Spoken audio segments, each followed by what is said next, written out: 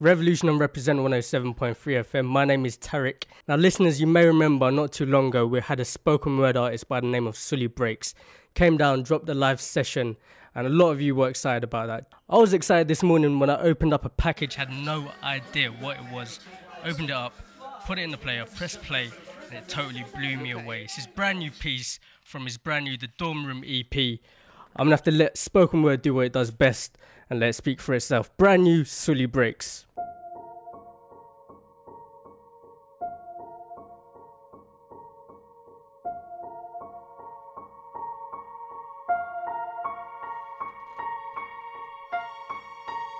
Right now, there is a kid finishing parents' evening in a heated discussion with his mother, saying, why does he have to study subjects he will never ever use in his life? And she will look at him blank-eyed, stifle a sigh, think for a second, and then lie. She'll say something along the lines of, you know, to get a good job you need a good degree, and these subjects will help you get a good degree. We never had this opportunity when I was younger. And he will reply, but you were young a long time ago, weren't you, mum? And she won't respond, although what he implies makes perfect sense, that society's needs would have changed since she was 16. But she will ignore him, grip his hand more sternly, then drag him to the car. But what she doesn't know is that she didn't ignore him just to shut him up. She didn't lie because they were just returning from parents' evening and an argument in the hallway would look bad on her resume. She won't lie because she's just spent the last 1 hour convincing a stern-faced teacher that she will ensure that her child studies more at home. No, she will lie simply because she does not know any better herself. Although her whole adult life she has never used or applied Pythagoras' theorem, pathetic fallacy, and still does not know the value of x, she will rely on society to tell her that her child, who has one of the sharpest minds in the school, is hyperactive, unfocused, easily distracted, and wayward. Students, how many equations, subjects, and dates did you memorize just before an exam never to use again? How many A grades did you get which were never asked for when you applied for a job? How many times have you remembered something 5 minutes just after the teacher said stop writing, only to receive your results 1 month later to realize that you were only 1 mark short of the top grade? Does that mean remembering 5 minutes earlier would have made you more qualified for a particular job? Well, on the application form it would have. We all have different abilities, thought processes, experiences and genes. So why is a class full of individuals tested by the same means? So does that mean Sherelle thinks she's dumb because she couldn't do a couple of sums? And if this issue is not addressed properly, it then becomes a self-fulfilling prophecy. Then every school has the audacity to have a policy on equality. The irony. Exams are society's methods of telling you what you're worth.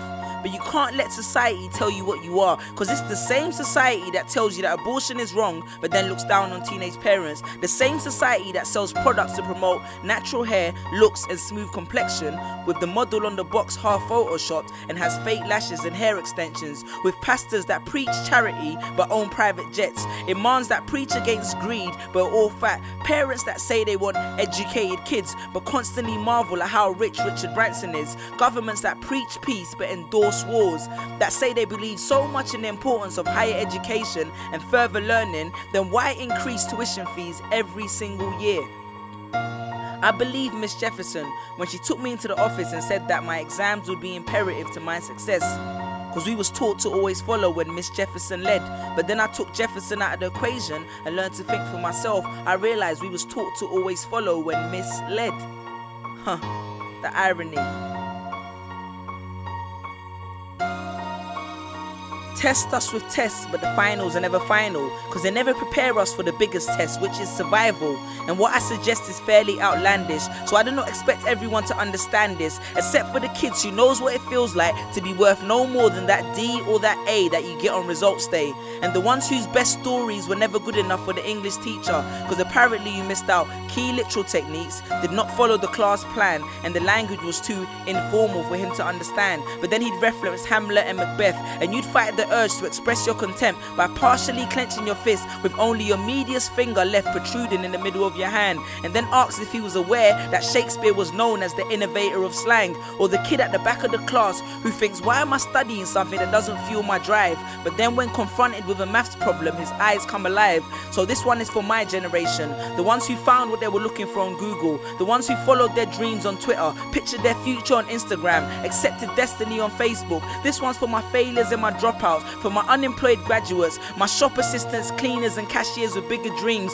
my self-employed entrepreneurs, my world changers and my dream chasers. Because the purpose of why I hate school but love education was not to initiate a worldwide debate, but to let them know that whether 72 or 88, 44 or 68, we will not let exam results decide our fate. Peace.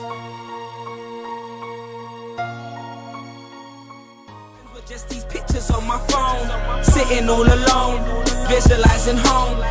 And all my friends were just these pictures on my phone, pictures on my phone.